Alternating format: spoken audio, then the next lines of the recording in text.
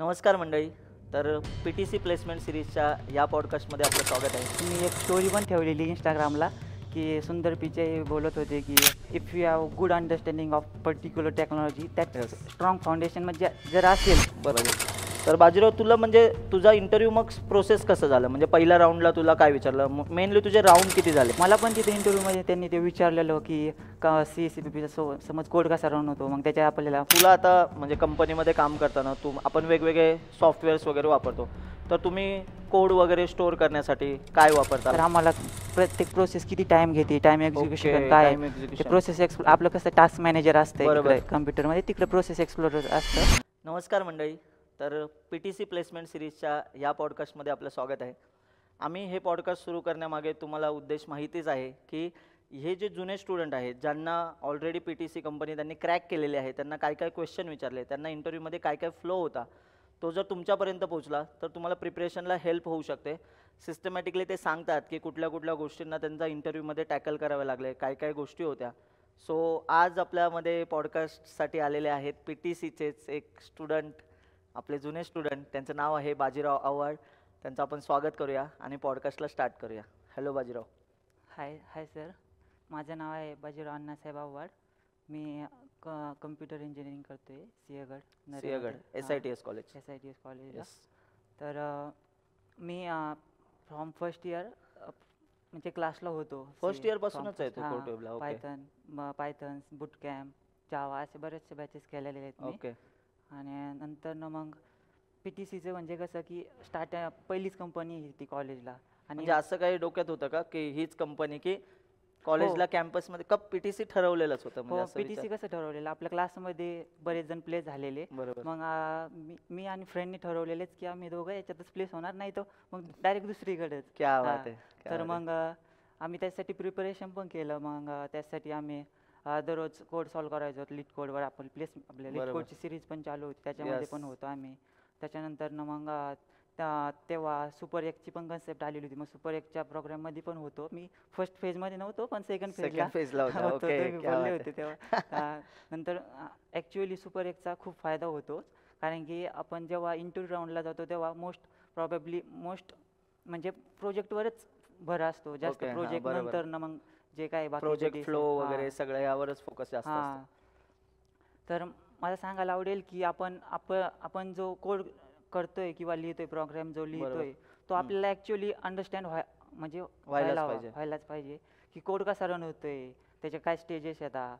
मला पण तिथे इंटरव्ह्यूमध्ये त्यांनी ते विचारलेलं की CSCP समज कोड कसा रन होतो, मग तिथं आपल्याला माहितीच होतं की 4 स्टेजेस असतात. बरोबर. कंपायलेशनच्या स्टेजेस वगैरे सगळे. प्री प्रोसेसिंग वगैरे त्या क्या 4 बात स्टेज. आहे, क्या बात आहे. तर याचा खूप फायदा होतो. जसं की आपण सर, तुम्ही एक स्टोरी पण ठेवलेली इंस्टाग्रामला की सुंदर पिचे बोलत होते की if you have good understanding of particular technology that Yes. Strong foundation म्हणजे जर असेल बरोबर. तर आपण काही पण बिल्ड करू शकतो किंवा इम्प्लिमेंट करू करू शकतो. शकतो. तसं मग की आपल्याला स्ट्रॉंग नॉलेज असेल तर आपल्याला म्हणजे प्ले झाल्यानंतर पण फायदा होतो की आपल्याला कोडचा वर्क फ्लो काय आहे, बरोबर. कसा फ्लो आहे कोडचा, मग आपल्याला अंडरस्टँडिंग पण होतं लवकर. त्याचा त्याचा फायदा होतो. बरोबर. म्हणजे ॲक्च्युली कसं आहे की आता हे सुद्धा असं नवीनच, म्हणजे फ्रेशर म्हणून क्लासचे स्टुडंट आहेत. जसं की कॉलेजला त्यांनी ॲडमिशन घेतलं, त्यानंतर ॲक्च्युली आयडिया नसते की नेमका कसा फ्लो असतो. बट आज त्यांना एक गोष्ट लक्षात येते की आपल्याला कंपनीमध्ये काय एक्सपिरियन्स येतो आत्ता काम करताना, की फाउंडेशन किती स्ट्रॉंग असायला पाहिजे. तर बाजीराव, तुला म्हणजे तुझा इंटरव्ह्यू मग प्रोसेस कसं झालं? म्हणजे पहिल्या राऊंडला तुला काय विचारलं? मेनली तुझे राऊंड किती झाले इंटरव्ह्यूचे? तर माझे 2 राऊंड झाले. 2 राऊंड झाले. दोन्ही पण टेक्निकलच झाले. ओके. मोस्टली पीटीसी मध्ये नाही का, हां. मॅनेजर राऊंड म्हणजे याच्या राऊंड होतच होतच नाही, नाही, होतच नाही. मॅनेजरच Yes, yes. बरोबर. तर फर्स्ट राऊंड माझा पूर्ण म्हणजे ते त्या दिवशी नेमकं काय झालेलं की पूर्ण वाटलेलं की जावावर इंटरव्ह्यू होतील, पण हां. ते टाइम आल्यानंतर त्यांनी CCP वर घ्यायला लागले. CCP तर वर मग ते मी गेलेलो इंटरव्ह्यूला, तेव्हा ते म्हणले तू मोड होशील का CCP वर. तर आपलं तर झालेलं होतं, म्हणलं हो चालेल मला. क्या बात. तर मग मला तिथं बरेचसे क्वेश्चन विचारले प्रोजेक्टबद्दल. ते प्रोजेक्ट होता आमचा इंजिनिअरिंग मॅथमॅटिक्स म्हणून ओके. ना. तर त्या जावापेक्स यूज केलेलं होतं आपण त्यामध्ये. तर ते रेटिंग पण विचारतात की कारण मला तर CCPPचं मी वाचलेलं होतं जास्त, पण स्ट्रॉंग फाउंडेशन तर जावावरच होतं. मी म्हणलो होतो त्यांना की मला स्ट्रॉंग जावा येते. मग त्यांनी रेटिंग विचारलं, मी रेटिंग दिलं. रेटिंग पण जरा व्यवस्थितच द्यावं लागतं, कारण की आपण बरोबर. 10पैकी 10 असं जास्त रेटिंग. दिलं तर प्रॉब्लेम येतो. तर मी रेटिंग दिलं बरोबर. आणि मग नंतर ना मग त्यांनी क्वेश्चन विचारायला सुरुवात केली की हा तू प्रोजेक्टच का केला, हा ती आयडिया का, क्या असं बात आहे. तसं. मग मी सांगितलं की इंजिनिअरिंग मॅथमॅटिक्समध्ये ते मेथड्स खूप म्हणजे लेंगदी होतं आणि टाईम बरोबर. कन्झ्युमिंग होतं, की असं मॅन्युअली सॉल्व करायचं ते. त्याच्यात मित्राच्या आणि माझ्या ॲन्सरमध्ये डिफरन्स यायचा. मग ती मी त्यांना पटवून दिलं की त्याच्यामुळे आम्ही काय विचार केला की आम्ही तर जावा शिकलेलो होतो. मग बरोबर. जावामध्ये त्या मेथड इम्प्लिमेंट केल्यात, जसे की ते न्यूटन राप्सन असं समथिंग होते. बरोबर. मग नंतर ना मग त्याला UI देण्यासाठी जावा इफेक्ट्स यूज केलं. जावा असं काही नाही की आपल्याला फ्रेमवर्क आलं पाहिजे, पण सपोज आपण एखादी लँग्वेज शिकलो तर आपण त्यासाठी UI साठी असतंच. पण पायथनमध्ये टिक इंटर आहे असं. बरोबर. हां, तर मग त्याचा तर फायदा झालाच. नंतर ना त्यांनी मग असे क्वेश्चन लिंक लिस्ट वगैरे, लिंक लिस्ट विचारलं. म्हणजे प्रोजेक्ट पासून सुरुवात केली की तू Project. हा प्रोजेक्ट का हां, केलाय असं. आणि ते क्रॉस क्वेश्चन पण विचारतात. नंतर क्रॉस क्वेश्चन म्हणजे कसं, सपोज मला विचारत होते ते मी म्हणजे 3 लँग्वेजमध्ये सांगत होतो, CCPP जावामध्ये डिफरन्स, ओके. व्हाय उप्स. मग मी त्यांना पटवून देत होतो की उपसच का, उप्स कशासाठी, तर आपले रिअल टाईम गोष्टी बाइंड म्हणजे बरोबर. एक्झिस्टन्समध्ये आणण्यासाठी आपण त्याला बाइंड म्हणजे प्रोग्राममध्ये उतरू शकतोय. बरोबर. तर मग ते तसं आपण त्याचा यूज करू शकतोय. परत मला त्यांनी असं अजून विचारलं की डँगलिंग पॉइंटर वगैरे, त्याचे बात आहे. सिनारिओज. मग ते आपल्या म्हणजे झालेलंच होतं, तर लेक्चर मध्ये मी झाले होते. सांगितलं की डँगलिंग हां. पॉइंटर काय असतं एक्झॅक्टली, हां. त्याचे सिनारिओज, त्याचे मग ते 2 सिनारिओ ते स्टॅक बरोबर. Frame Yes. केल्यावर. मग अजून त्यांनी मग म्हणजे ते एक असे म्हणजे सपोज काय करतात, कोड लिहायला देतात त्यांना, असं डेमॉन्स्ट्रेट करतात हे असंच का. ओके. सपोज OOPचं आता ओके. प्रोजेक्टमध्ये कोड होता OOP, ते इंजिनिअरिंग मॅथमॅटिक्समध्ये आमचं ज्यात मॅथमॅटिक्सचं होतं ना. बरोबर. मग मला त्यांनी असं जराशी 3 सर्कल, रॅक्टँगल असं समथिंग क्लास लिहायला लावले. हां. आणि त्याच्यामध्ये म्हणले की तू याला म्हणजे OOP मध्ये उतरव. OOP मध्ये हां. कसं कन्वर्ट तर करशील. मग त्यासाठी कसं की सपोज आपण नॉर्मली फ्लो गेलो तर प्रत्येक क्लासमध्ये ते जे लेंथ लागते, ते बरोबर. रेडियस लागते, ते डिफाईन करतो. हां. त्याच्याऐवजी आपण एकच क्लास घ्यायचा, सपोज जे कॅल्क्युलेशन नावाचा, आणि बरोबर. तेच इनहेरिट करायचा. मग क्या ते बात म्हणायचे मग यांनी रिडंडन्सी वाटते का, ते असे क्रॉस क्या बात. क्वेश्चन करायचे. म्हणजे त्यांना हेच बघायचंय थोडक्यात की OOPच्या कन्सेप्ट तुमच्या किती स्ट्रॉंग आहेत, हां, तुम्हाला त्या उतरवता येतात का हां. रिअल टाइम मध्ये. मग बरोबर. ते लगेच मग त्यांना कळतं की ना की नॉलेज होतं, म्हणते मग प्रोजेक्ट त्याच्यावरूनच केला आणि बरोबर आहे बरोबर. त्याचं. ही हां. गोष्ट सॉरी इंटरप्ट करते, बट ही गोष्ट खूप महत्त्वाची आहे. मुळात कसं असतं माहिती आहे का, आपण जर प्रोजेक्ट स्वतःहून केलेला नसेल ना तर आपलं फंबल होतं. त्यांना दुसऱ्या मिनिटाला कळून जातं की हा प्रोजेक्ट आपण केलेला नाही आहे. त्यांना म्हणजे जे एक्सपिरियन्स लोक असतात, इंटरव्ह्युअर्स जे आहेत ते एक्सपिरियन्स लोक आहेत, त्यांनी कंपनीमध्ये काम केलेलं असतं.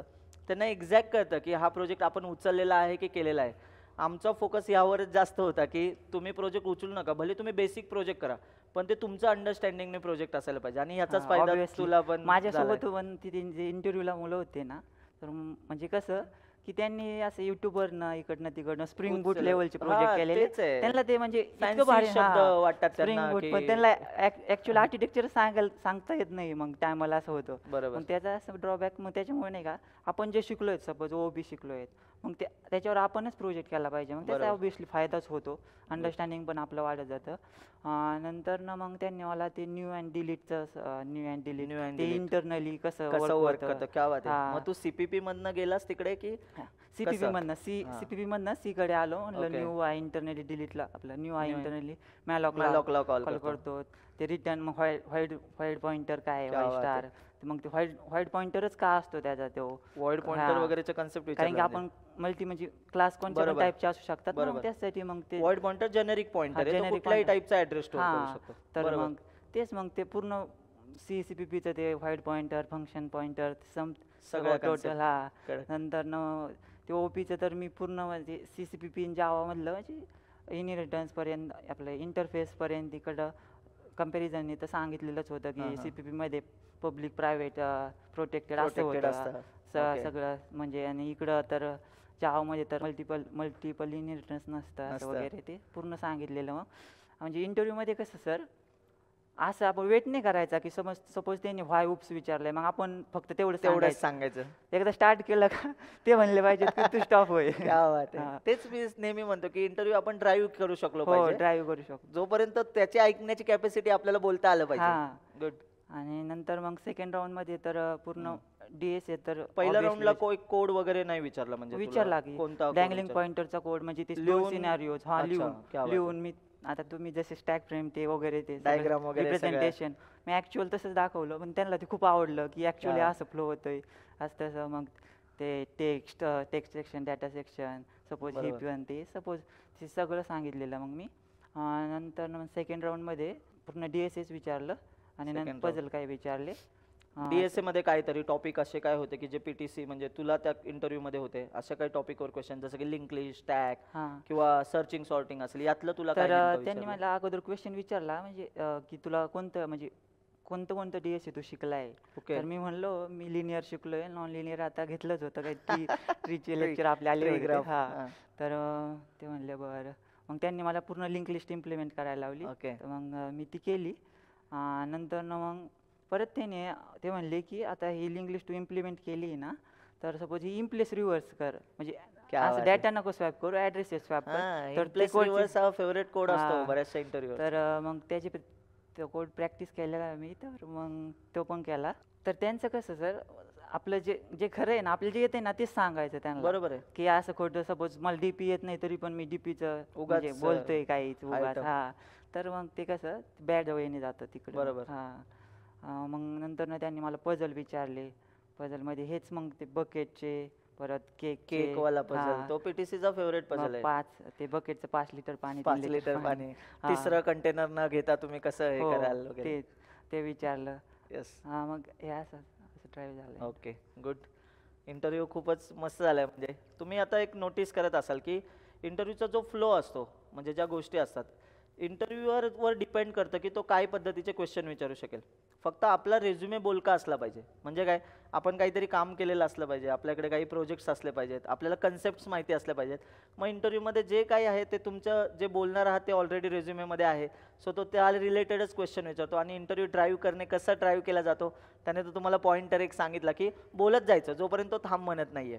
ठीक आहे, हा, चलो. फक्त म्हणजे लिंकिंग असलं पाहिजे की लिंकिंग हा, असलं पाहिजे. म्हणजे तुम्हाला असं प्रत्येक गोष्ट. OOP मध्ये तुम्ही इनहेरिटन्सला कनेक्ट करून पॉलिमॉर्फिझम सांगू शकता, ॲब्स्ट्रॅक्ट क्लासेस, इंटरफेस, हो, कुठेही जाऊ पूर्ण. शकता तिथनं हा. तुम्ही. एक्सेप्शन हँडलिंग पर्यंत पण पोहोचू शकता त्याच्या न कळत. ह्या सगळ्या गोष्टी ड्राईव्ह करता येतात. सो आता मी जातो त्याला पुढचा क्वेश्चन विचारतो. तुला ते म्हणजे तू सुपर एक्स प्रोग्राममध्ये होता जसं तू सांगितलं, म्हणजे तुला काय वाटतंय की आम्ही सुपर एक्स प्रोग्राममध्ये जे प्रोजेक्ट्स आम्ही करून घेतोय, तर ॲक्च्युली मुलांना ह्या गोष्टीचा खरंच फायदा होतोय? म्हणजे तुझा पर्स्पेक्टिव्ह काय आहे की तो प्रोजेक्टने तुझ्या इंटरव्ह्यूच्या एक्सपिरियन्समध्ये काय रोल प्ले केला? इंटरव्ह्यूचं म्हणजे इंटरव्ह्यूचं कसं आहे सर, मला माझ्या एक्सपिरियन्सनुसार प्रोजेक्ट तर आय थिंक 40% रोल म्हणजे प्ले बरोबर. करतो, कारण की पहिला क्वेश्चनच प्रोजेक्टवरती प्रोजेक्टवरती असतो. तू काय प्रोजेक्ट केला. सुरुवातच. हां, सुरुवातच प्रोजेक्ट, तू काय प्रोजेक्ट केला. तर आपले प्रोजेक्ट हे जावा इफेक्टचेच होते. सपोज जावा इफेक्टचे, टिक इंटरचे, CCPL होता आपला एक. बरोबर. त्यांना कळतं की तुला म्हणजे त्या पर्टिक्युलर कॅन्डिडेटला किती नॉलेज आहे त्या सपोज जर तू ॲक्च्युअली आपण जर प्रोजेक्ट केलेला असेल तर बरोबर. आपल्या बोलण्यातूनच कळतं की किती नॉलेज आहे याला, की Yes. आपण तसं सांगत जातो. आता बरोबर. आम्ही सांगत होतो हे पॉइंटरचं वगैरे, आपला तो प्रोजेक्ट पण होता बरोबर. CCPL pro. तर मग त्याच्यामध्ये पॉइंटर सगळं, मग इंटरनलपर्यंत नॉलेज ते सगळं त्यांना कळत जातं. ऑब्विसली त्याचा फायदा असा होतो की आपण व्यवस्थित रिप्रेझेंट पण करू शकतो की हा मी केलेला आहे, असं बरोबर. कुठून पण उचललेला नाहीये. बरोबर. मग ते उचललेलं असलं लगेच लगेच कळतं त्यांना. जातं. हां. चला तर आपण जाऊया पुढच्या क्वेश्चनकडे.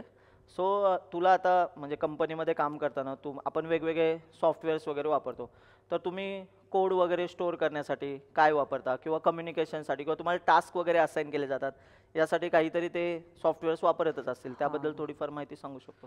तर मी ज्या प्रोजेक्टवर काम करतोय ते क्रिओव्ह्यू आहे. क्रिओ.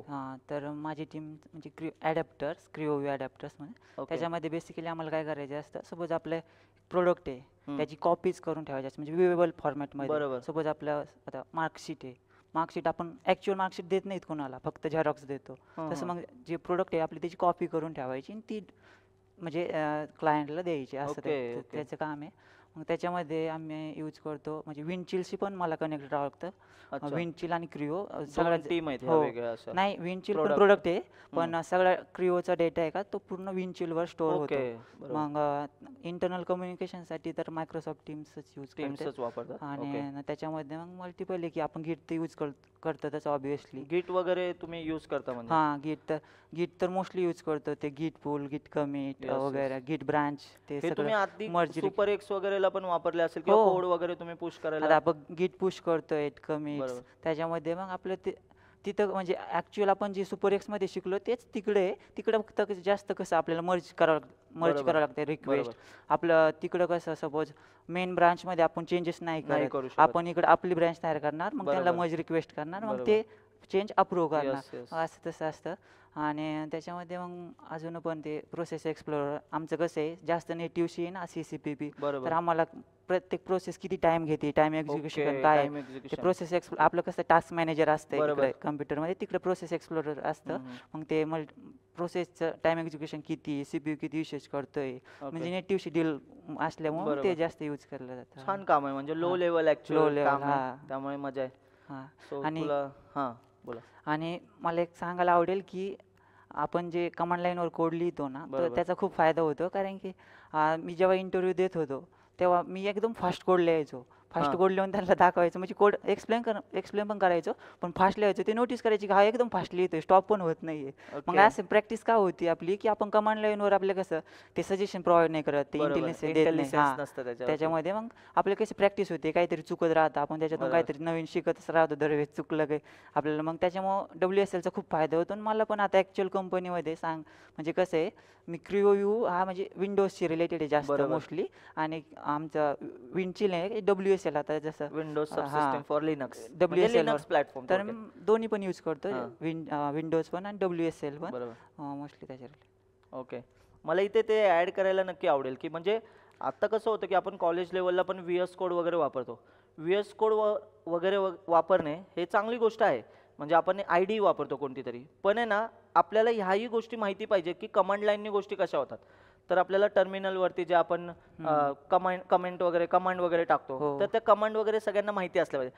पण त्या लोक काय करतात माहिती आहे का, त्या कमांड रिलेटेड आहे ना असं फुल टेन्शन घेतात आणि रट्टा मारायचा ट्राय करतात. पण त्या जर डेली बेसिसवरती जर आपल्या कोडमध्ये आल्या सारख्या, कारण आपण पूर्णपणे उबंटू प्लॅटफॉर्म वापरलाय, हो. त्यामुळे आपण कमांड वगैरे वापरतो. तर सगळ्यांना मला हेच सांगायला आवडेल की या ठराविक कमांड असतात त्या फ्रेशरला आल्याच पाहिजेत, जेणेकरून कोणत्याही कंपनीमध्ये आपण गेलो, विंडोजशी तर आपण फॅमिलियर असतोच, पण लिनक्स प्लॅटफॉर्म जरी दिसला ना तरी भीती वाटत नाही. ठीक आहे, गुड. आता मी तुला नेक्स्ट क्वेश्चन असं विचारतोय की म्हणजे बघा आता तू कॉलेज पण करतोय, म्हणजे तुझं कॉलेज चालू आहे, लास्ट इयरला आहे तू, प्लस तू आता कंपनीमध्ये कामही करतोय. मग तुला कसा अनुभव मिळतोय की जसं की आपल्या कॉलेजमध्ये बघ ना आपले मित्र असतात, आपण त्यांच्याशी गप्पा मारतो, एन्जॉय करतो, काम कोडिंग करत असतो वगैरे वगैरे, पण तिथे एक प्रोफेशनल वातावरण असतं कंपनीमध्ये, अगदी उलट असतं. मग ते तिथला अनुभव मला ऐकायला आवडेल की तुझे मॅनेजर सिनियर्स कसे आहेत, म्हणजे तुला काय हेल्प करतात वगैरे, त्या गोष्टी तू शेअर करू शकतो. तर ॲक्च्युअली म्हणजे मॅनेजर ते ऑब्विसली हेल्प करतातच as a fresher.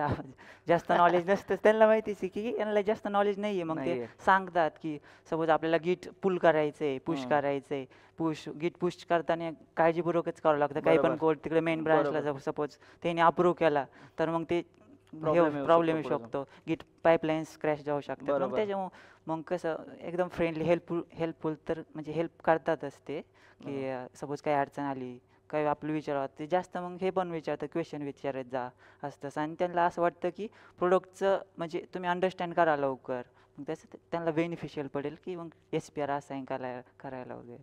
Okay, good. खूप छान एक्सपिरियन्स वाटला इंटरव्ह्यूचा ऐकून. चलो, थँक्यू सो मच अवॉर्ड.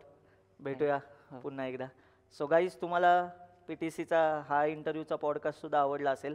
जर ह्यांचे काही क्वेश्चन आहेत जे की पॉडकास्टमध्ये सगळेच्या सगळे कवर होतच नाहीत, ऑब्व्हियस गोष्ट आहे, तर आम्ही ते तुमच्यापर्यंत नक्की पोचू.